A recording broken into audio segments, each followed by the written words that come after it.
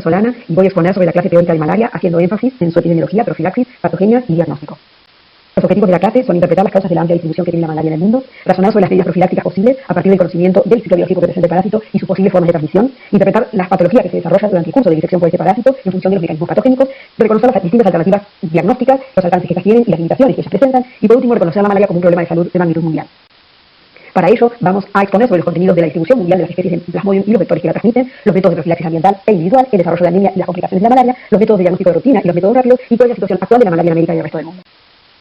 Vamos a recordar que la gente que produce la malaria pertenece al club de los apicomplexa dentro de la subclase de los coccidios y como tal se caracteriza por todos los estadios evolutivos de ese parásito presentan en su extremo anterior un complejo fecal que está implicado en la invasión de la célula hospedadora. Este orden es el de los hemoforidas, que a diferencia de los otros coccidios intestinales, como toxoplasma y los coccidios intestinales que producen, que son oportunistas para individuos inmunocomprometidos, el Plasmodium desarrolla su ciclo de multiplicación asexual en las células sanguíneas, por eso pertenecen a este orden. Conocemos 4 especies que producen la malaria humana, a saber, Plasmodium vivax, Plasmodium falciparum, Plasmodium malaria y Plasmodium ovale, y recientemente se ha incorporado Plasmodium noblesi como una zoonosis, ya que es propio de los simios, pero se han hallado casos humanos de infección por esta especie de parásito. En cuanto a los datos epidemiológicos recientes, que son del 2017, hablan de que en este año se produjeron 219 casos de malaria en los 90 países endémicos del mundo. De estos casos, el 92% de ellos están distribuidos en el África, así como el 93% de las muertes causadas por paludismo también se circunscriben a este continente, y de ellos, la mitad de los casos se ocurren o se distribuyen en 5 países, a saber, Nigeria, la República Democrática del Congo, Mozambique, India y Uganda. Se produjo la muerte en 435.000 personas, de los cuales el 61% de ellos son niños menores de 5 años. Tenemos que tener en cuenta que en 2017, gracias a esfuerzos aunados de diferentes entidades locales y en particular de la Organización Mundial de la Salud, la financiación total del control y la eliminación del paludismo en el 2017 alcanzó una cifra estimada de 3.100 millones de dólares. Recordaremos entonces que las especies humanas son Plasmodium vivax, Plasmodium falciparum, ovale, malaria, y se ha incorporado Plasmodium noblesi, cuya distribución se encuentra íntimamente relacionada a la presencia del vector biológico, de los cuales sabemos que se tratan de las hembras de los mosquitos anófeles. Esta distribución tiene que ver con que estas especies se distribuyen diferencialmente según la altura y el régimen fluvial que permite el desarrollo de este insecto que, como recuerdan, desarrolla sus estadios larvarias en cuerpos de agua. Los grupos de riesgo están constituidos fundamentalmente por niños pequeños que viven en áreas de transmisión estable y que no presentan inmunidad protectora contra las formas severas de la enfermedad. Esto se debe fundamentalmente a la inmadurez de su sistema inmune y a la falta de protección que le confería los anticuerpos maternos durante la gestación y el primer año de vida. También constituyen un grupo de riesgo las mujeres gestantes no inmunes. En primer lugar, porque es un parásito que infecta glóbulos rojos. Entonces, los altos niveles de intensidad de la anemia comprometen el desarrollo normal de su embarazo y en el caso de Plasmodium falciparum tiene un agregado en particular. Como recordarán, Plasmodium falciparum presentan antígenos que tienen alta variabilidad y que le confiere a los glóbulos rojos infectados una particular adhesión a los endotelios vasculares de diferentes órganos. En el caso de las embarazadas, estos glóbulos rojos infectados, y en muchos casos también no infectados, quedan retenidos a nivel del silicio trofoblasta. Entonces, esta situación de secuestramiento de glóbulos rojos infectados a nivel placentario también afecta la nutrición del bebé y el curso normal del embarazo, induciendo partos prematuros y niños con bajo peso al nacer. Lo mismo también podemos mencionar en su estado de inmunidad. Estos antígenos que acabo de mencionar generan anticuerpos protectores, pero como presentan alta variabilidad, las mujeres que no presentan estos anticuerpos que puedan neutralizarlos son más susceptibles del secuestro de estos glóbulos rojos en placenta. No pasa lo mismo con mujeres que han tenido varias gestaciones, que no son pilíparas, porque presentan anticuerpos contra formas anteriores de esta infección y por lo tanto se encuentran protegidas parcialmente porque los anticuerpos neutralizan la adhesión de las variantes a las cuales están dirigidas de estos antígenos en la placenta. Por lo tanto, la probabilidad de que sean infectadas por cepas de Plasmodium falciparum, para lo cual la mujer no presenta anticuerpos, es menor. Otro grupo de riesgo se da en esta región que existe alta prevalencia de coinfección con el virus de HIV. La presencia de Plasmodium retenido a nivel de la placenta afecta la transmisión del HIV, aumentando la tasa de transmisión congénita. Por otro lado, la infección de HIV, al afectar la respuesta inmune, también condiciona y favorece la morbilidad producida por Plasmodium falciparum. De esta situación no solo se ven afectadas las mujeres embarazadas, sino todos los individuos infectados o portadores de HIV. Otro grupo de riesgo está constituido por los viajeros que pertenecen a áreas endémicas y que se dirigen a zonas donde hay alta transmisión de este parásito. Esto también se debe a que no poseen ningún tipo de inmunidad y la infección genera formas graves con importante tasa de mortalidad. Recordemos que las formas graves y la morbilidad de esta infección está asociada con las altas parasitemias, es decir, los altos niveles de parásitos en la sangre. Lo mismo ocurre en una situación semejante con los inmigrantes que son de países endémicos pero que se han ausentado por razones laborales o personales de su país por periodos prolongados de tiempo y también los hijos de estas personas. Es una situación epidemiológica particular en la cual estas personas regresan por motivos familiares o laborales a su lugar de origen y se encuentran, han perdido ya su estado inmunológico que le procedía permanecer con bajos niveles de parásitos en áreas endémicas y se encuentran no inmunes y por lo tanto son blanco de infecciones graves de alta movilidad. En relación con los efectos epidemiológicos de esta infección, vamos a definir las áreas endémicas en el mundo. Como pueden notar, estas áreas endémicas que se encuentran coloreadas de celeste y verde, en particular de color celeste, se encuentran alrededor de los trópicos, de las zonas más calientes con una tendencia a la distribución hacia zonas más templadas del planeta. Esto quiere decir que podemos considerar a la malaria como una enfermedad tropical. Las áreas en blanco son lugares que no son endémicos para la malaria y en particular notamos que se encuentran coloreados de tono verde los países que han sido endémicos para la malaria durante el año 2000, pero que en la actualidad son libres de malaria, es decir, no son endémicos para esta infección. Y en esta categoría se incluye la República Argentina. Los países coloreados de tono celeste son los países en los que continúan siendo endémicos para la infección por este parásito. En estos dos mapas se muestra la distribución de dos de las especies más importantes porque afectan a la mayor parte de la población infectada por este parásito. Es decir, Plasmodium vivax y Plasmodium falciparum son las dos especies de Plasmodium que producen mayor casos de malaria en el mundo. En particular, los datos de la Organización Mundial de la Salud del año 2017 dicen que en la región de las Américas la principal especie responsable de la malaria es el Plasmodium vivax, que también presenta distribución en el África Oriental, en India y en el sudeste asiático. Mientras que Plasmodium falciparum, recuerdan que es la especie que produce los casos más graves de malaria en el mundo, se encuentran distribuidos en el sudeste asiático, en la India y en algunas regiones del cono sur de América y fundamentalmente en el continente africano, cuya localización subsahariana afecta la mayor cantidad de casos actuales en el mundo por esta infección. En este esquema se puede visualizar la estimación de la carga clínica por Plasmodium falciparum por regiones del mundo, son datos del año 2007, sobre un total de 451 millones de casos. Se pudo establecer que la mayor carga está distribuida en África, en primer lugar, en segundo lugar el sudeste asiático, visualizado de color marrón, en tercer lugar el Pacífico occidental, ocupa el tercer lugar en la carga clínica que tiene esta infección en la población, en cuarto lugar el Mediterráneo oriental, en quinto lugar la región de las Américas y en sexto lugar y en último la región de Europa. Este parásito, como mencionamos anteriormente, afecta a un grupo de riesgo fundamental que son los menores de 5 años y es en ellos donde se produce la mayor tasa de mortalidad. En este gráfico se puede ver cómo las regiones del continente africano es el lugar donde se estima, en el año 2016, que la malaria ha sido responsable de la mortalidad de este grupo etario. Confiriéndose que en las regiones vistas de color morado, o los países de color morado, la malaria afecta o produce más del 100 muertes cada 1000 nacimientos en estos países. Es decir, que produce el 10% de las muertes en este grupo etario.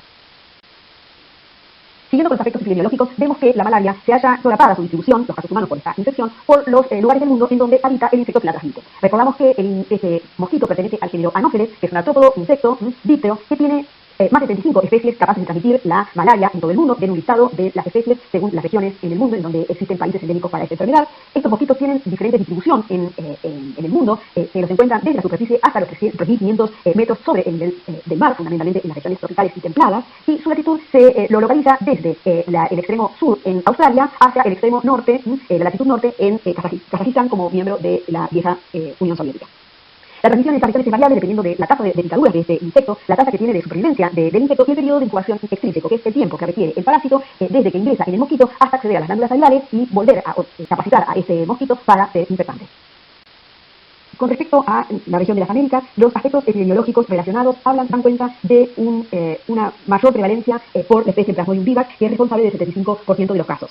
Esta infección tiene un curso más benigno que la infección por Plasmodium falciparum, que es responsable de la mayor cantidad de muertes por malaria en el mundo. En nuestra región, el Plasmodium falciparum es responsable del 20% de los casos. Según la Organización Mundial de la Salud, en el año 2017 se registraron, se notificaron y confirmaron un poco más de 776.000 casos de malaria y con un total de 38 muertes. En el gráfico que se ve en la pantalla, en el extremo izquierdo inferior, se grafican los casos confirmados de malaria durante el periodo 2007-2017. En este gráfico se grafica la mortalidad por malaria en nuestra región. Claramente se observa una disminución en la cantidad de casos producidos por este parásito que afecta, que tiene una distribución fundamentalmente la población humana infectada por Plasmodium se agrupan en los países de Venezuela, Brasil, Colombia, Perú, Haití y la Guyana, y es alarmante detectar que en el periodo 2016-2017 ha habido un recrudecimiento o un aumento significativo de los casos confirmados a expensas de un aumento en Brasil, Guyana Francesa, Guyana, México, Nicaragua y Venezuela. En todos estos países se registró un aumento de la cantidad de casos en el 2017 respecto al añho 2016. En el gráfico que se observa en el extremo derecho se grafica la disminución en la movilidad por país. Entonces se puede detectar que en aquellos países que se visualizan de color azul oscuro se ha notificado o registrado una disminución de más del 75% de las muertes producidas por Plasmodium. Otros países que se ve en color celeste han registrado una disminución entre un 50 y un 75% de las muertes debidas a este parásito, y quienes han registrado un menos del 50% en las muertes debidas a malaria se ven en color celeste claro, y en color rojo los 4 países en donde se ha registrado un incremento en la mortalidad por malaria en estos países. Entonces, es decir, un aumento en el número de individuos muertos por malaria. Ellos son Perú, Guyana, Nicaragua y Venezuela. Fundamentalmente Venezuela y Nicaragua como responsables del mayor porcentaje. En este gráfico se pueden ver los casos de malaria según los grupos de edad en cada país de la región de las Américas. Se visualiza de color azul oscuro aquellos niños infectados que presentan de menos de 5 años, en color azul más claro entre 5 y 14 años, en celeste individuos entre 15 y 49 años y en mayores de 50 años en color negro. Entonces se puede ver que de toda la población infectada por malaria en la región de las Américas existe una variación entre un 0 y un 20% de ellos son niños menores de 5 años. Bueno, la malaria ha permanecido durante mucho tiempo como una prioridad para la Organización Mundial de la Salud y ha sido motivo de preocupación debido a lo difícil de su erradicación y de su control. Es así que hacia fines de la década de los 90, la Organización Mundial de la Salud, junto con su filial americana, que es la Organización Panamericana de la Salud, y el TDR, que reúne a programas de entrenamiento y financiación de subsidios en investigación en enfermedades tropicales, diseñaron el programa Rollback Malaria, que significa Hagamos retroceder a la malaria, en la que se pretendió investigar sobre mecanismos de poder paliar los efectos de esta enfermedad. Hacia el cambio de milenio, la Organización de Naciones Unidas pretendió entonces plantea como objetivos lograr la cobertura universal para las poblaciones de riesgo, reducir en un 50% los casos detectados de malaria con respecto al 2000 y alcanzar una reducción del 25% para el 2015. También reducir las muertes con respecto al 2000 en un 50% y alcanzar una reducción de un 25% para el 2015 y eliminar la malaria en 8 a 10 países y mantener como condición de exentos a países que se encontraran en etapas de preeliminación. Llegado el año 2015, y no habiendo podido alcanzar esos objetivos, en el año 2007 la Organización de Naciones Unidas se planteó 17 objetivos de desarrollo sostenible que tienen alcance mundial y de aplicación universal, que tenía como destinatarios no solo a las personas, sino que están compuestos por planes de acción que tienen como destinatario al planeta y a la prosperidad. Es decir, que la mirada no está puesta no solo en la población, sino también en el planeta, en el ambiente y en la situación que les dejamos a las futuras generaciones. En ese contexto, entonces, la malaria está integrada en una estrategia técnica mundial que tiene como periodo de acción el año 2016 al 2030. Se plantea en este objetivo, en este plan, reducir la tasa de mortalidad en todo el mundo respecto al año 2015, reducir la incidencia de malaria respecto del 2015, es decir, refuerza los mismos objetivos mencionados anteriormente, que sumaba también la eliminación de la malaria en los lugares donde todavía había transmisión en el 2015 y evitar el restablecimiento en los países donde se había declarado que eran exentos de esta enfermedad. Esta estrategia se basa en tres pilares fundamentales, que en primer lugar que la población logre el acceso en todo el mundo a la prevención de la transmisión de malaria. Esta prevención se basa fundamentalmente en la oportunidad de cortar la transmisión a través de la picadura del insecto vector mediante la entrega de tules o redes impregnadas en insecticidas de acción prolongada para evitar la picadura de mosquitos que tienen actividad intensa nocturna y que tienen hábitos domiciliados. También la fumigación de paredes con insecticidas de acción residual para evitar que aquellos mosquitos o poblaciones que tienen actividades diurnas y que descansan durante la noche no pudieran acceder a las casas o a las viviendas de la población. También el diagnóstico, porque sabemos que acceder a un diagnóstico garantiza un tratamiento precoz y evita el desarrollo de formas complicadas y tasas importantes de mortalidad. Este diagnóstico entonces debe proveer métodos rápidos, sencillos y precisos que permitan la toma de decisiones. Y el tratamiento también tiene que llegar a toda la población que se encuentra en riesgo a partir del cumplimiento de esquemas adecuados, impidiendo mediante leyes adecuadas la compra de medicamentos sin receta, el uso de medicamentos que no son recomendados para esta enfermedad, que se encuentran actualmente en desuso, y el cambio de terapias diferentes a las recomendadas por la Organización Mundial de la Salud.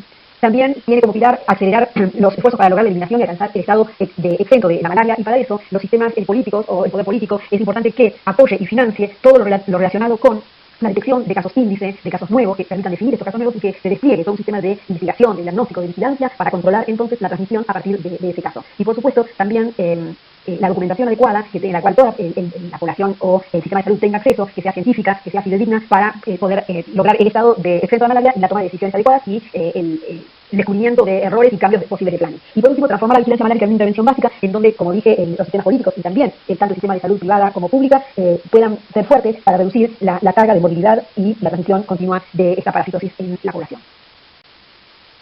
En este gráfico podemos ver en el periodo anterior al plan propuesto de los 17 Objetivos de Desarrollo Sustentable cómo se encuentra en disminución la incidencia de malaria, en los cuales se observó al final del periodo una reducción del 21% en forma global y una reducción de la mortalidad de un 29%. Por supuesto que los países en donde se ve menor reducción de la incidencia son aquellos en donde sigue siendo un problema como África para la transmisión de esta. Vamos a recordar entonces en esta diapositiva el ciclo biológico de Plasmodium, en el cual recuerdan que se inicia con la picadura del mosquito Anopheles hembra, que inocula esporozooitos, y estos parásitos tienen la capacidad de viajar por sangre y en forma muy rápida vía sinusoides hepáticos alcanzar el hepatocito, en donde invaden esta célula para crecer y multiplicarse por mecanismos asexuales. En esta instancia el hepatocito se lisa, los parásitos salen en forma de merozoitos para ingresar e invadir las células huéspedes, que son los glóbulos rojos. Entonces en circulación estos parásitos invaden los glóbulos rojos, se transforman en trofosoditos para crecer, y luego de obtenido las reservas adecuadas comienza la multiplicación asexual o merogonia y conducen a la liberación de merozoitos, culminado los ciclos de multiplicación. Estos merozoitos sanguíneos vuelven a internalizarse en eritrocitos sanos y así se perpetúa el ciclo biológico en el humano. Es importante destacar que algunos merozoitos ingresan a los eritrocitos y en vez de continuar con su ciclo de desarrollo de trofosoditos y posteriormente de esquizontes, se transforman en gametocitos y así permanecen en circulación como machos y gametocitos hembra hasta que son picados por un mosquito Anopheles libre de infección, el cual en su intestino estas formas maduran, se fecundan y se forma una cigota que tiene la capacidad de movilizarse a través de la pared intestinal del mosquito, alcanzar la calidad del cuerpo, dividirse por esporogonia, y los esporozoditos que surgen de esa esporogonia viajan hacia las glándulas celulares, con lo cual capacitan al mosquito en cuestión a ser responsable de la transmisión en un nuevo huésped en el momento que decida alimentarse. Entonces, es claro que la vía vectorial es responsable de la mayoría de los casos de malaria, seguido en orden de importancia también por la vía transfusional, que constituye un problema en zonas o en países donde la tasa de transmisión es muy alta, donde la transmisión es estable y continua. Esto también una forma de transmisión de esta infección. También la vía conatal, a través del contacto con la sangre de la mujer embarazada que se encuentra con altas parasitemias. Y por último, el uso de drogas. ¿Cómo se aborda en la profilaxis de la malaria? En individuos que residen en zona endémica, la protección o el abordaje es a través de mecanismos físicos. Esto contempla el uso de ropa adecuada, no exponer las partes del cuerpo a las picaduras de los insectos y, por supuesto, también el uso de mosquiteros en las casas y también de tules para dormir de noche. Esto se hace mucho más eficiente, se suministra un tratamiento con insecticidas, tanto de las casas, como dijimos, como de los tules durante la noche, y el uso de repelentes para las actividades fuera de la vivienda. También existen métodos biológicos que son de más difícil implementación, que tienen como objetivo, entonces, usar métodos biológicos para cortar el desarrollo o impedir el desarrollo de formas larvarias del mosquito en formas adultas capaces de transmitir la infección. Y por último, también en zonas residentes es importante la profilaxis farmacológica en mujeres embarazadas, ya que, como dijimos, ellas constituyen un grupo de riesgo, por un lado por la anemia que desarrollan y porque ponen en riesgo el curso de su embarazo. Por lo tanto, también ellas deben ser tratadas con un esquema terapéutico especial para minimizar los riesgos de la infección durante su gestación. Para los individuos que no residen en zona endémica y que viajan por motivos turísticos, de placer o laborales, es importante la instauración de un plan farmacológico adecuado previo a la partida del viaje, durante y 4 semanas después de haber regresado del viaje. Es importante confirmar y continuar y completar el esquema terapéutico para evitar una infección en este tipo de pacientes que no tienen inmunidad y por lo tanto suelen dar formas muy graves. Por eso es importante tener en cuenta que la medicación o el tratamiento farmacológico antimalárico es importante a la hora de elegir como destino un país donde haya transmisión alta. Otro aspecto epidemiológico notable es la distribución de la resistencia a los antimaláricos. Esto sirve a la hora de la toma de decisiones cuando un individuo viaja a zonas donde existe resistencia a los antipalúdicos. Como ven, en las zonas marcadas con la letra A son las áreas palúdicas sensibles a la cloroquina, que es el fármaco antimalárico de elección más ampliamente distribuido. La zona B es las zonas palúdicas resistentes a la cloroquina, en donde es fundamental la realización de un esquema terapéutico diferente. Y por último, la zona C, que compromete lugares donde se ha demostrado la existencia de plasmodium multiresistentes a los antipalúdicos, en particular de Plasmodium falciparum. Por lo tanto, también en ello hay que tener en cuenta este destino para la elección del plan farmacológico a Como se ve en estas figuras, el uso de tules y el rociado residual aumenta la población u hogares en riesgo, ¿sí? Y entonces se puede ver que hay mayor cobertura a medida que pasan los años, especialmente con aquellas poblaciones que tienen al menos un tool para el control de la transmisión. También vemos la proporción de población protegidas por el rociado, y en este caso vemos que en algunas regiones del África un descenso en la proporción de la población en riesgo que ha sido cubierta por este tipo de planes de control.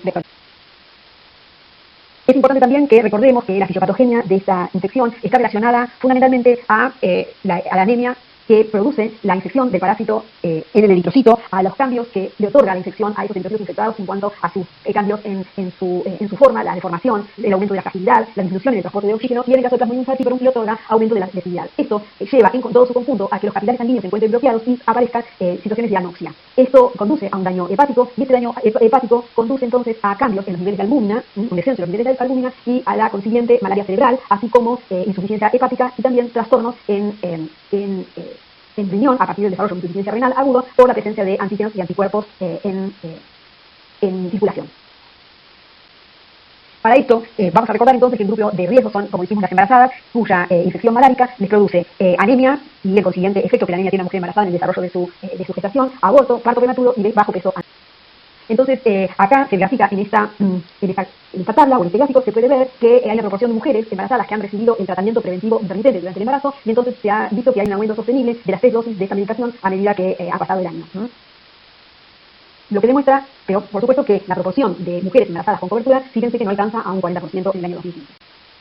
Entonces, las brechas en la profilaxis antimalárica para el año 2015 habla de la población no cubierta por los sistemas de uso de mosquiteros, de rociado y de tratamiento de las embarazadas, y como se puede ver, para el año 2015 todavía existía un 46% de la población que no estaba cubierta por el mosquitero o por el rociado, que el 69% de las embarazadas no recibieron las 3 dosis adecuadas de medicación intermitente preventiva durante el embarazo, y que el 36% de los niños con fiebre no fueron asistidos por el sistema de salud.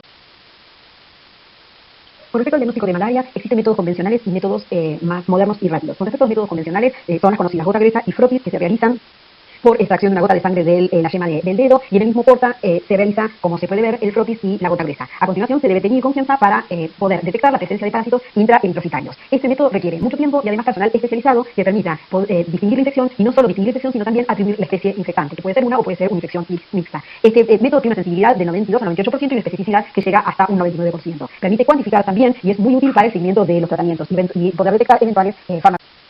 El diagnóstico de QVC es un diagnóstico rápido que usa sangre fresca, pero que puede ser utilizado en lugares distantes.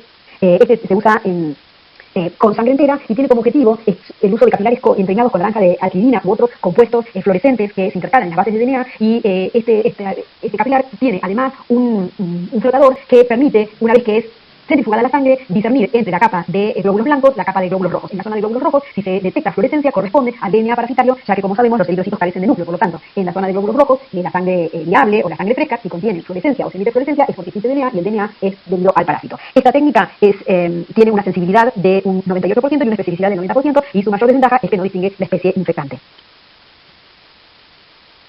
A continuación vamos a hablar de las técnicas de métodos rápidos, que son técnicas de inmunocromatografía que tienen como objetivo detectar la presencia de antígenos maláricos en sangre de los pacientes. Es una técnica útil para los trópicos, ya que se mantiene estable a temperatura ambiente, y su mayor desventaja es que, por un lado, no permite la cuantificación, si bien puede discernir en algunas de ellas la especie infectante, no permite cuantificar, y tampoco permite el seguimiento de los pacientes ante un eventual tratamiento. Arroja bastantes falsos negativos y falsos positivos de individuos que presentan factor reumatoide en su sangre. No sirve tampoco para parasitemias bajas, menores al 0,1%, porque arroja, como dije, resultados falsos negativos. Persisten positivos aún después de 7 días después de iniciar el tratamiento, por lo tanto no sirve para evaluar posibles resistencias. Esta técnica tiene como objetivo distinguir una enzima que se llama lactato deshidrogenasa. Es una enzima que es común a todas las especies de Plasmodium, por lo tanto permite detectar infección malárica. Y después existe otra técnica que permite, otra marca que permite la detección del antígeno de HRP2 o Histidine Rich Protein número 2, que es propio de Plasmodium falciparum. Entonces, para este caso, permite establecer infección por Plasmodium falciparum, y también permite distinguir, es un antígeno que habla de infección panmalárica. Tiene una especificidad del 98% y una sensibilidad del 90 al 92%. Entonces, como conclusión, les presento entonces aquí una tabla en donde se habla de los diferentes métodos con sus ventajas y sus desventajas.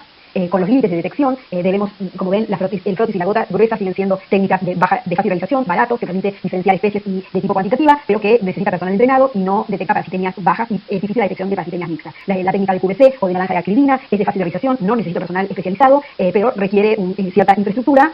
Y es útil cuando la microscopía es negativa y hay una alta sospecha clínica de la malaria. Su inconveniente o desventaja es que precisa equipamiento adecuado, no diferencia las especies, no aumenta la sensibilidad y precisa del uso de sangre fresca, lo que constituye un problema de bioseguridad. En el caso de las pilas reactivas, la detección de HRP2 tiene diferentes nombres según la empresa que lo fabrica, es de fácil realización, detecta antígeno de Plasmodium falciparum y Plasmodium vivax, dan falsos positivos, tiene baja sensibilidad con parasitemias que no son muy altas, y no es cuantitativa y puede persistir positiva luego del tratamiento. La detección de la lactato deshidrogenasa es una inmunocromatografía que tiene las mismas ventajas que la técnica anterior y tiene baja sensibilidad con parasitemias bajas. Y por último, la reacción de PCR, que es una reacción multiplex o múltiple, que permite sí la detección, la cuantificación, el control del tratamiento, la presencia de infecciones mixtas o únicas, pero no está estandarizada, no hay formas comerciales y precisa personal y equipamiento adecuado.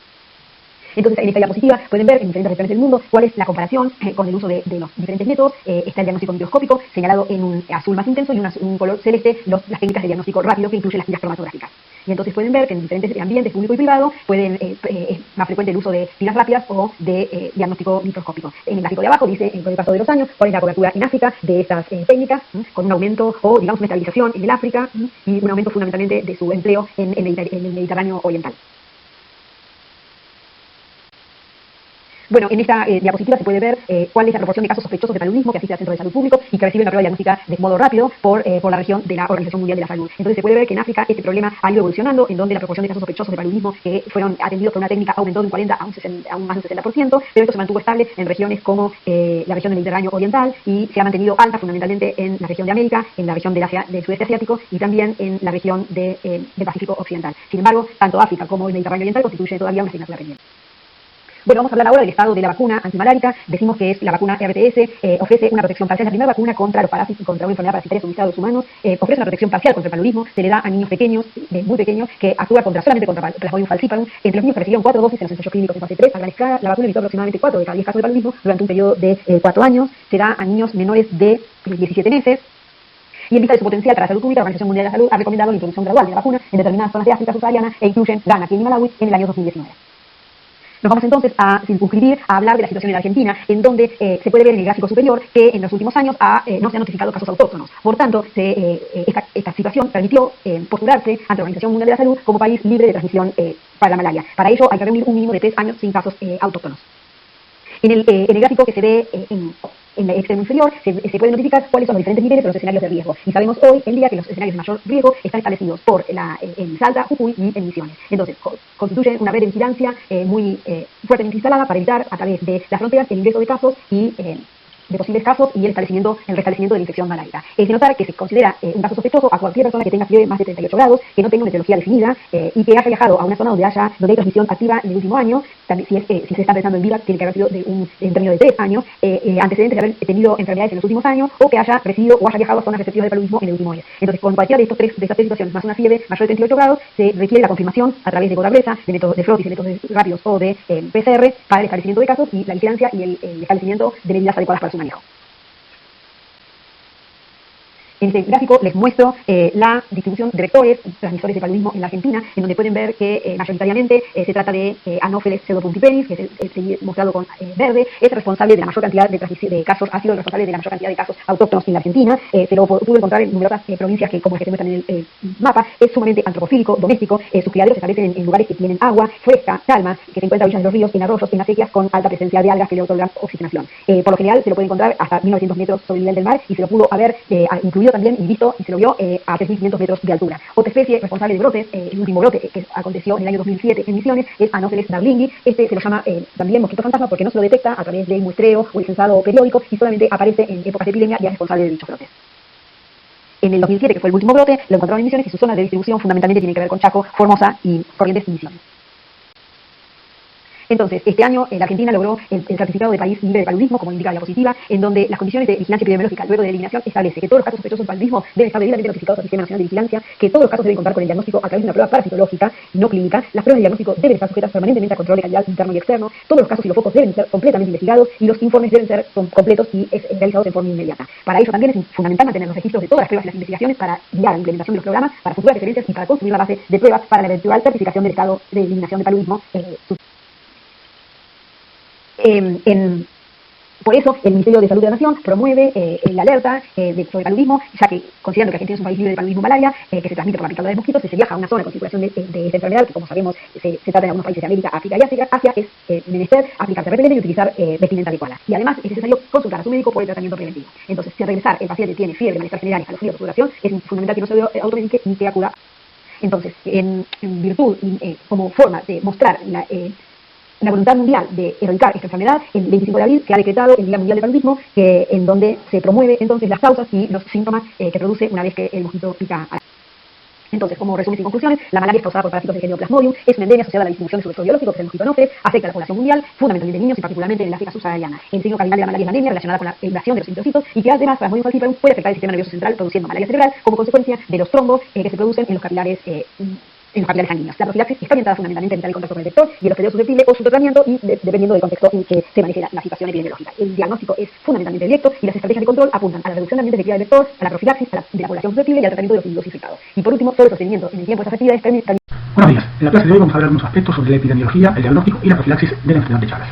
Los objetivos a considerar son la identificación de los factores que contribuyen al establecimiento de la enfermedad de Chagas como enfermedad endémica, en segundo lugar, reconocer las medidas de control regional de esta enfermedad, a continuación, interpretar los mecanismos de daño desarrollados durante el curso de la enfermedad y por último, razonar la implementación de pruebas diagnósticas para los distintos grupos en riesgo e interpretar los resultados. Antes de abordar los objetivos propuestos, es necesario mencionar que fue Carlos Chagas quien en 1909 descubrió el agente etiológico y lo asoció a la enfermedad aguda y crónica, así como identificó los vectores biológicos y los reservorios que la transmiten. Es decir, un único investigador hizo referencia al ciclo biológico y a los aspectos patológicos de esta enfermedad parasitaria. En nuestro país fue Salvador Maja quien entendió la relevancia epidemiológica de la enfermedad de Chagas. El PRE dirige la misión para estudios de patología regional en la Argentina en el marco de la Universidad de Buenos Aires y funciona en un hospital y laboratorio móvil que recorre todo el país. Realiza en 1926 los primeros estudios diagnósticos de enfermedad de Chagas y de disminución tegumentaria americana. Además, realiza estudios sobre tuberculosis y lepra. Enfatizan las autoridades el requerimiento de la eliminación del vector como principal factor para la transmisión de la enfermedad de Chagas y lo asocia a la precariedad de las condiciones de vida, particularmente a las viviendas rurales. Luego de su muerte, diversos médicos ocupan la dirección, pero la MECA se disuelve en 1959 debido a avatares sociales, económicos y políticos. La diapositiva es para destacar algunos aspectos ya aprendidos en microbiología 1, pero tiene como principal objetivo resaltar la presencia de tricopatiotes circulantes, por lo tanto, la posibilidad de detectarlos en sangre periférica en la etapa aguda de la infección. En esta diapositiva se vierten algunos números para América Latina y la República Argentina respecto al número de personas en riesgo, personas infectadas y pacientes con cardiopatía. Es importante señalar también que se muestra un mapa donde se encuentran señaladas las distintas áreas o provincias en función del riesgo de adquirir la infección. Importa señalar aquí que la prevalencia global en mujeres embarazadas es de 3,5%. Esto va a ser importante desde el punto de vista del funcional a este grupo como grupo en riesgo para la transmisión materno-fetal. La transmisión del Trypanosoma cruzi presenta dos ciclos interrelacionados, el ciclo doméstico y el ciclo silvestre. Este último está relacionado con la presencia tanto del vector como de mapaches con abejas y bolitas. En el ciclo doméstico intervienen animales domésticos domiciliados, como el perro y el gato, el humano, así como animales de corral. Estos ciclos se encuentran interconectados por el hecho de que algunos animales silvestres pueden eventualmente entrar al ciclo doméstico. Este último en general se asocia a la existencia de viviendas rurales precarias. En esta diapositiva se muestran las características de las viviendas en las que se desarrolla el ciclo doméstico de la enfermedad de Chagas. Está constituido por un domicilio con viviendas de tipo rancho, con paredes de adobe agrietadas en las que puede ocultarse y desovar teatoma infestas. Por otra parte, el vector biológico también puede habitar el peridomicilio, en particular los corrales para aves de corral, en los que el vector biológico encuentra sustento al ingerir sangre, aunque el parásito no se multiplica en las aves de corral. El peridomicilio constituido por corrales en los que son albergados mamíferos de corral, como ovejas, cabras, camellos americanos e incluso porcinos, en los que el vector biológico puede encontrar sustento alimenticio, pero a la vez estos mamíferos pueden ser infectados por Trypanosoma cruzi. En esta diapositiva se señalan las distintas formas de transmisión de la enfermedad de Chagas, las cuales la vectorial, la transfusional y la congénita son las más relevantes. Si bien la forma oral, a través de la vía alimentaria, no es relevante desde el punto de vista epidemiológico, adquiere importancia desde el punto de vista clínico-patológico, ya que causa en general formas agudas de mortalidad elevada. En esta diapositiva se señala el hecho de que a partir de situaciones de migración, la enfermedad de Chagas ha dejado de ser un problema exclusivo de América Latina, ya que en países de Europa, así como en Oceanía, esta enfermedad ha empezado a tener relevancia desde el punto de vista de la transmisión transfusional. Esta diapositiva muestra la evolución natural de la infección por Trypanosoma cruzi. A un aumento de la parasitemia, el organismo responde generando anticuerpos IgM y luego anticuerpos IgG. En la medida en que los anticuerpos IgG controlan la parasitemia, esta baja, pero a la misma vez bajan los anticuerpos IgG que se mantienen constantes. Esto marca el inicio de la fase crónica. La enfermedad de Chagas aguda se caracteriza desde el punto de vista clínico con la aparición temprana de signos que dependen del sitio de penetración del parásito. Si la penetración es en la piel, se desarrolla el trauma de inoculación, que es una lesión indurada, indolora, eritematosa y sobrelevada. Por otra parte, si la penetración del parásito es en la mucosa conjuntival, se desarrolla un edema bipaterral con afectación o adenopatía retroauricular. A otros signos que pueden estar presentes más tardíamente son fiebre y esplenomegalia, exploración pediátrica de muy corta edad, meningitis y meningoencefalitis, que eventualmente pueden ser fatales. Luego de la enfermedad de Chagas aguda se desarrolla la enfermedad de Chagas crónica, que da lugar al desarrollo de infección en ausencia de patología demostrable en aproximadamente el 70% de los pacientes infectados. Por otra parte, el 30% va a manifestar alguna de las formas clínicas, sea cardiológica, digestiva o neurológica. En el caso de las formas cardiológicas o cardíacas, se van a manifestar arritmias o insuficiencia cardíaca. Pueden, en el caso de las digestivas, manifestarse enteralíceas tanto de esófago como de colon debido a la disautonomía. Y en el caso de las formas neurológicas, accidentes cerebrovasculares o alteraciones del sistema nervioso periférico. En las etapas tardías de la cardiopatía chagásica crónica se manifiesta cardiomegalia, que corresponde a un agravamiento de las cámaras cardíacas, asociado también a un incremento significativo de la fibrosis parietal. Esto lleva a la disfunción cardíaca. En esta diapositiva se observan las alteraciones anatomopatológicas y funcionales del corazón de un paciente con cardiopatía chagásica crónica. La principal y más tardía alteración anatomopatológica es la cardiomegalia, que se asocia al agrandamiento de las cámaras y al adelgazamiento de las paredes. Este adelgazamiento de las paredes tiene su fundamento en el desarrollo de fibrosis que lesiona el sistema de conducción. A lo mismo ocurre con el parásito lesiona el sistema de conducción. Por otra parte, eventualmente se van a desarrollar aneurismas. El agrandamiento de las cámaras y los aneurismas van a producir eventualmente trombombolismos. Asimismo, la alteración del sistema de conducción producirá arritmias. Todo esto en conjunto llevará a insuficiencia cardíaca que en algún momento podrá dar lugar a la muerte del paciente. En nuestro medio, es decir, en Argentina, dominan las formas crónicas cardíacas. Sin embargo, en el noreste de Brasil, predominan las formas digestivas conocidas como megavísceras. Hay dos variedades, megaesófago y megacolon, que alteran la luz tanto del esófago y del colon como consecuencia de la alteración del plexo de Auerbach, es decir, un proceso de denervación neurovegetativa periférica. Esto puede llevar a la necesidad de resección de segmentos de ambos órganos. Eventualmente, si esto no ocurre, puede haber alteraciones de tránsito digestivo que pudieran llevar a la muerte del paciente. En esta diapositiva se resumen los aspectos fisiopatológicos de la enfermedad de Chagas crónica. Desde el punto de vista general, sabemos que hay carga parasitaria baja durante la enfermedad crónica. Esta puede dar lugar a daño directo en el miocardio como consecuencia de la multiplicación parasitaria y fibrosis, o puede dar lugar a alteración de la microvasculatura con isquemia del miocardio que lleve nuevamente al daño del miocardio y posterior fibrosis. Por otra parte, esta baja carga parasitaria puede dañar el tejido de conducción. Cuando hablamos de carga parasitaria no nos referimos a tricomafiotes circulantes, sino a parásitos localizados en la vecindad del sistema de conducción cardíaco, y esta alteración del tejido de conducción da lugar a alteraciones de la contractilidad, por lo tanto remodelación de las cámaras que lleve a arritmias y eventualmente a muerte súbita. Por otra parte, esta remodelación de las cámaras implica dilatación cardíaca progresiva y falla cardíaca que también llevará a la muerte del paciente. Esta diapositiva resume los grupos en los que es necesario realizar el diagnóstico de enfermedad de Chagas. En primer lugar, en individuos con sospecha clínica o epidemiológica de infección aguda o crónica, tal como discutimos en diapositivas previas. En segundo lugar, en donantes de sangre, ya que, como discutimos en alguna diapositiva previa, la parasitemia persiste durante todo el curso de la infección. En tercer lugar, en donantes y receptores de órganos. En donantes, porque este siendo positivo, puede dar lugar a la transferencia de parásitos en un paciente en condiciones de inmunosupresión, es decir, existir una situación de primoinfección en condiciones de inmunosupresión si el receptor no está infectado. En el caso del receptor, si el donante no está infectado y el receptor lo está, el donante va a donar un órgano que no tenga infección parasitaria, pero el receptor va a sufrir reactivación como consecuencia de la inmunosupresión. Por lo tanto, relacionado con lo anterior, en pacientes tratados bajo tratamiento contra las inmunosupresoras, es necesario realizar el estudio diagnóstico y particularmente es necesario investigarlo si el donante previamente muestra positividad. En gestantes, como discutimos en el seminario de infecciones de transmisión congénita, las mismas no son tratables durante la gestación con fármacos antiparasitarios, pero si existe en instancia la posibilidad de realizar un embarazo planificado, es posible realizar el tratamiento previo y con un tiempo de clearance suficiente como para que la droga no llegue a niveles tóxicos al momento de la gestación y disminuya de esa manera la carga parasitaria durante la gestación. Esto no excluye la posibilidad de transmisión, por lo tanto es necesario investigar a la gestante y es necesario particularmente investigar al hijo de gestante con diagnóstico confirmado. Esta diapositiva resume algunas de las características para la definición de casos sospechosos de Chagas agudo. Se trata de pacientes con fiebre, charoma de inoculación, incluyendo síndrome romana, deterioro del sensorio y miocarditis. Desde el punto de vista epidemiológico, también es necesario considerar su residencia actual o reciente en zonas endémicas, que la madre tenga serología positiva para Trypanosoma cruzi, siendo este un bebé de corta edad o un niño de corta edad, y que haya recibido transfusión de sangre o sea usuario de drogas endovenosas. Esta diapositiva resume los métodos más sensibles para el diagnóstico de enfermedad de Chagas. El microhematocrito, que generalmente se emplea en neonatos, se punza el talón con una lanceta y se recogen capilares hepatilizados de sangre, que luego al centrifugarse dan lugar a la formación de una capa conocida como Baffico, señalada en rojo, en la cual se concentran no solo los leucocitos sino también los parásitos. Se corta el capilar, se dispone la capa de Baffico en un portaobjetos y luego se observa bajo cubrir objetos en un microscopio. Para niños en los que es posible realizar punción venosa, se puede obtener gran volumen de sangre, el cual se coloca en un tubo centrífuga sin anticoagulante, se centrifuga luego de la coagulación, el sobrenadante se utiliza para suero con el fin de hacer diagnóstico serológico y en el sedimento se observan eventualmente los parásitos que han decantado. Una tercera prueba de alta sensibilidad y especificidad, aunque todavía no validada internacionalmente, es la prueba de PCR, que permite la detección de genoma de Trypanosoma cruzi en concentraciones que equivalen a aproximadamente 0,1 parásito por mililitro. Esta diapositiva resume las características de un caso sospechoso de enfermedad de Chagas crónica. Todo paciente con sintomatología cardíaca o alteración electrocardiográfica o cardiológica, como por ejemplo cardiomegalia, y que además tenga residencia actual o pasada en zonas endémicas, o que sea hijo de madre con serología positiva para Trypanosoma cruzi, o tenga historia de transfusión sanguínea o uso de drogas endovenosas. Dado que estos pacientes crónicos, la parasitemia es de baja magnitud, la alternativa es realizar el diagnóstico mediante abordaje serológico. Se emplean para esto las pruebas como aglutinación e inmunofluorescencia, aglutinación de partículas e inmunofluorescencia, aglutinación y ELISA o aglutinación de partículas y ELISA. Como pueden ver, ustedes se utilizan pares de pruebas que deben tener distinta especificidad y sensibilidad, y desde el punto de vista formal tienen que tener dos reacciones serológicas concordantes para confirmarse como positivas. Esas dos pruebas serológicas o reacciones serológicas deben emplearse para alcanzar entre un 98 y un 99,5% de sensibilidad. Aparte de los diagnósticos específicos mencionados en la diapositiva anterior, debe realizarse la evaluación clínica para la detección de lesiones viscerales, así como estudios complementarios consistentes en electrocardiogramas, ecocardiogramas y placa de tórax. Los estudios complementarios del paciente deben incluir también, en el caso de compromiso cardíaco, de Holter, ergometría y estudios de perfusión cardíaca, en tanto que en el caso de pacientes con compromiso digestivo deben incluir una placa asociada esofagogástrica y colon por enema. Desde el punto de vista del tratamiento existen dos objetivos. A nivel individual, claramente curar la infección. A nivel colectivo, disminuir la posibilidad de transmisión de la enfermedad. Desde el punto de vista de los fármacos disponibles, existen solamente los fármacos actualmente empleables que solo tienen efectividad durante la fase aguda de la infección. En la fase crónica y en niños adolescentes solo debe tratarse a menores de 19 años. Si bien este tratamiento en individuos adolescentes y aún en adultos ha demostrado disminución de la carga parasitaria, no ha demostrado que sea efectivo desde el punto de vista de disminución de la progresión de la cardiopatía chagásica crónica. También debe emplearse el tratamiento como caso agudo en pacientes con accidentes de laboratorio o accidentes durante un acto quirúrgico. Como se mencionó previamente, el tratamiento está contraindicado en embarazadas, pero también está contraindicado en insuficiencia renal aguda y en insuficiencia hepática o en pacientes con enfermedad neurológica grave, particularmente en el caso de tratamiento con nifurtimox. Esta diapositiva resume algunos de los efectos adversos de los tratamientos actualmente disponibles. Si bien el tratamiento farmacológico de la enfermedad de Chagas en etapa aguda es central para evitar las consecuencias de la enfermedad crónica, la principal alternativa para controlar la enfermedad es fundamentalmente controlar el vector, por un lado, y tamizar bancos de sangre para evitar que donantes de sangre donen sangre infectada. Es decir, disminuye significativamente las dos formas principales de transmisión. En este contexto se han empleado iniciativas subregionales para el control de la transmisión de la enfermedad de Chagas, que tienen esos objetivos en particular. En esta diapositiva se señalan los abordajes para la eliminación y control del vector y para el control de donantes en bancos de sangre. En el caso de eliminación y control del vector se utilizan potes fumígenos, se aspersan las paredes, así como se llenan las grietas de los ranchos con cal. Por otra parte se colocan biosensores que simulan grietas en las paredes que permiten que cuando los vectores biológicos ingresan, dejan las mudas o dejan deyecciones o dejan los huevos, y a partir de esto se pueden realizar evaluaciones desde el punto de vista demográfico de las poblaciones de vectores biológicos en el domicilio infestado por hinchucas. Desde el punto de vista del control de donantes de sangre, los objetivos son lograr el tamizaje del 100% de las bolsas, para lo cual se emplea una prueba de tamizaje de alta sensibilidad. Es decir, no nos importa que dé falsos positivos. Y ya, con que un valor sea positivo, la bolsa se descarta. No es necesario que dos pruebas den concordantemente positivas para hacerlo. El control de la transmisión congénita, por otra parte, implica el tamizaje de las madres mediante controles prenatales, como vimos en el seminario de infecciones de transmisión congénita, y el diagnóstico activo del recién nacido. Esta diapositiva muestra en la década de 1994-2004 la preeminencia que está teniendo la transmisión congénita sobre la transmisión vectorial. Esto se debe a que la transmisión congénita no es evitable, en tanto que la transmisión aguda vectorial fundamentalmente es evitable a partir de las campañas de desinfectación domiciliaria.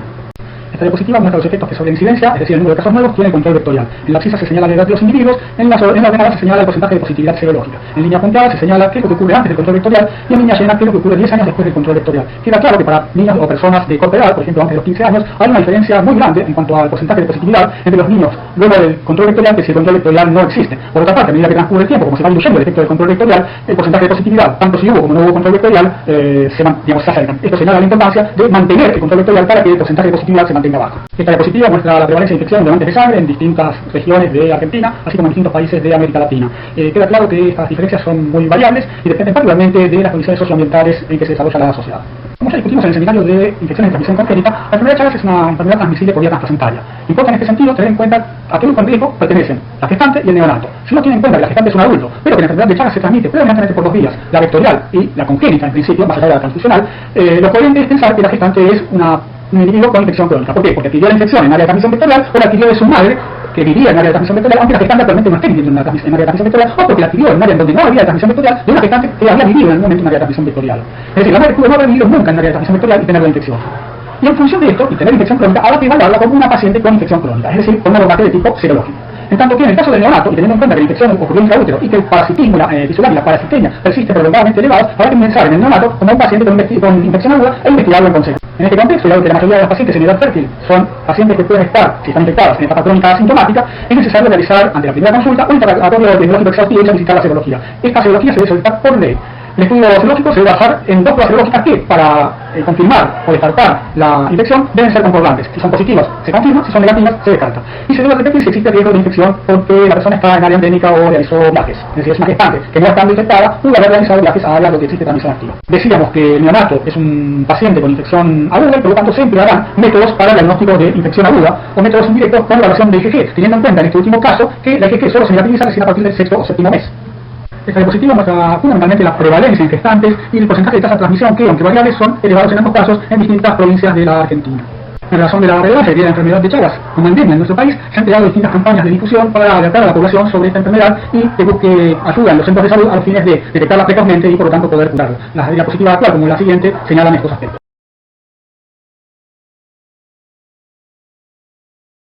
Esta última diapositiva resume los aspectos centrales de esta exposición y permite concluir que solamente la voluntad política va a permitir emplear los recursos adecuados para lograr el control y eventualmente la erradicación de la enfermedad de Chagas.